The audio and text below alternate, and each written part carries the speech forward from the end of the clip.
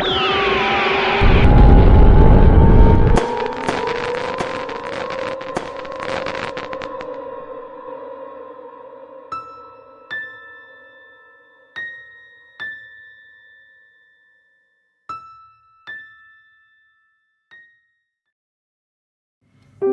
kedalaman hutan hujan tropis yang lebat, di antara pepohonan menjulang tinggi dan liana yang meliuk-liuk, hiduplah seekor siput kecil bernama Ucup.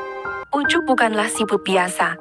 Cangkangnya yang mungil berwarna hijau lumut dihiasi guratan-guratan emas, membuatnya tampak seperti permata tersembunyi di antara dedaunan. Namun, Ucup memiliki satu kelemahan. Ia sangat suka berbohong. Setiap hari, Ucup menghabiskan waktunya untuk berkelana di lantai hutan, meninggalkan jejak lendir mengkilap di belakangnya. Ia akan bertemu dengan berbagai makhluk hutan, dan kepada mereka semua, Ucup akan menceritakan kisah-kisah yang luar biasa. Kisah-kisah yang dibumbui dengan kebohongan-kebohongan yang fantastis.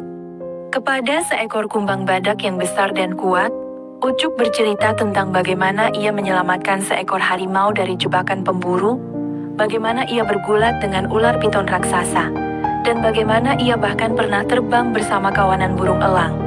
Kepada sekelompok semut yang rajin, ia bercerita tentang perjalanannya ke puncak gunung tertinggi, tentang bagaimana ia berteman dengan Raja Hutan, dan bagaimana ia mencuri buah manggis termanis dari kebun dewa. Kebohongan-kebohongan Ucup semakin menjadi-jadi. Ia bahkan bercerita tentang bagaimana ia pernah mengalahkan seekor buaya dengan menggunakan cangkangnya sebagai perisai, dan bagaimana ia pernah berenang menyeberangi sungai terluas hanya dengan menggunakan sebatang daun sebagai rakit.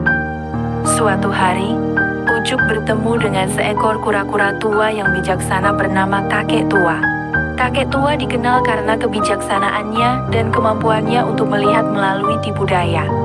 Ucup, yang biasanya bersemangat menceritakan kisah-kisahnya yang mengada-ada, tiba-tiba merasa gugup di hadapan kakek tua. "Selamat pagi, kakek tua," sapa Ucup dengan suara pelan. "Saya baru saja mengalami petualangan yang luar biasa." Kakek tua menatap Ucup dengan mata yang tajam. "Oh ya, ceritakanlah," katanya dengan tenang. Ucup mulai bercerita tentang perjalanannya ke sebuah danau ajaib yang dihuni oleh ikan-ikan yang bisa berbicara, tentang bagaimana ia menemukan harta karun yang terpendam di dasar danau, dan tentang bagaimana ia berpesta pora bersama para putri duyung. Ia bercerita dengan penuh semangat, menambahkan detail-detail yang semakin fantastis. Kakek tua mendengarkan dengan sabar, sesekali mengangguk.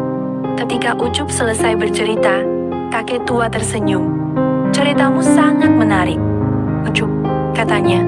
"Tapi, aku melihat ada sehelai daun kering yang menempel di cangkangmu. Daun itu hanya tumbuh di dekat sungai kecil, bukan di danau ajaib yang kau ceritakan." Ucup terdiam. Ia tahu bahwa kakek tua telah membongkar kebohongannya. Rasa malu memenuhi hatinya. Ia menyadari bahwa kebohongan-kebohongannya telah membuatnya kehilangan kepercayaan dari teman-temannya.